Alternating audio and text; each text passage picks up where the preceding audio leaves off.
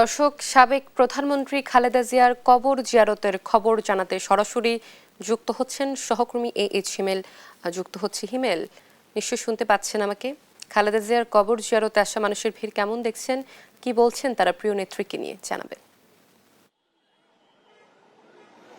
অবশ্যই আপনি জানেন, আজ সকাল থেকে আমরা এই বেগম জিয়ার কবর জিয়ারত ব্যাপারে আমরা এই জিয়া উদ্যান পর্যবেক্ষণ করছি। আমরা যেটা দেখছি যে সকাল থেকেই কিন্তু নেতাকর্মীদের ভিড় আমরা দেখতে পেরেছি। তবে ফজর নামাজের পরপর কিন্তু বেশ ভিড় লক্ষ্য করা যায়। তার পরপর থেকে এখানে নেতাকর্মী, বিএনপি সহ অন্যান্য রাজনৈতিক দলের নেতাকর্মীদের সংখ্যা এবং জনসাধারণের সংখ্যা কম ছিল। তবে বেলা বাড়ার সাথে সাথে কিন্তু এখন আস্তে আস্তে আমরা দেখছি যে এখানকার জনসাধারণ বেশ সমাগম হচ্ছে এবং বেগম জিয়ার কবর জিয়ারতের জন্য তারা চেষ্টা করছেন। কিন্তু রাষ্ট্রের অতি গুরুত্বপূর্ণ ব্যক্তি হওয়ায় এখন পর্যন্ত কিন্তু এই যে জিয়া উদ্যান রয়েছে, এই জিয়া উদ্যানে যে আশেপাশের এলাকা রয়েছে সেখানে কিন্তু রাস্তাগুলো আটকে দেওয়া হয়েছে এবং জনসাধারণের জন্য কিন্তু এখনো উন্মুক্ত করা হয়নি। আমরা দেখছি যে রাজধানী ছাড়াও ঢাকার দেশের বিভিন্ন জেলা থেকে কিন্তু নেতাকর্মীরা আসছেন, সাধারণ মানুষ আসছেন কবর জিয়ারত করতে। কিন্তু এখনো যেহেতু সাধারণ মানুষের উন্মুক্ত করা হয় নাই, সেই জন্য তারা আসলে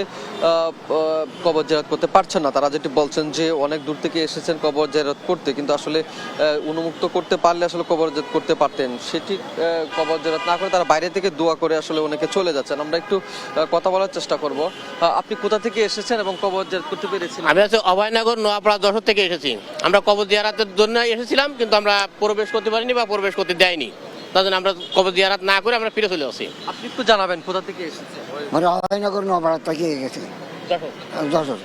আমরা কবর জিয়ারত করার জন্য এই উদ্দেশ্যে আসছিলাম, তা ইনশাল্লাহ কবর জিয়ারত করতে পারিনি, আমাকে ঢুকতে দেয়। আপনি কোথা? যশোর থেকে, যশোর সদর থানার ওই বসিন্দে ইউনিয়নের সাধারণ সম্পাদক আমি।